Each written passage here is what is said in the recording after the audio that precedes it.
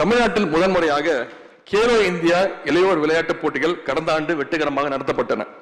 Khelo India இளையோர் விளையாட்டுப் போட்டிகளுக்கான ஏற்பாடுகள் மிகச்சிறப்பாக செய்து முடிக்கப்பட்டன.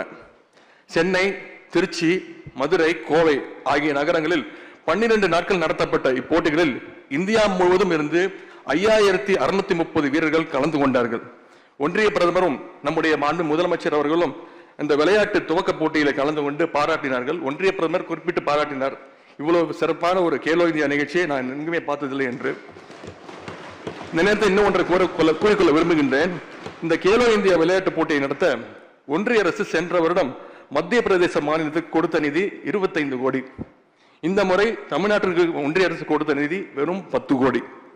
கேலோ இந்தியா இளையோர் விளையாட்டு போட்டிகளில் நம்முடைய தமிழ்நாட்டு வீரர்கள் 38 தங்கம், 21 வெள்ளி, 39 வெண்கலம் என மொத்தம் 98 பதக்கங்களை வென்று ஒட்டுமொத்த பதக்கப்பட்டியில் 2வது இடத்தை பிடித்தனர்.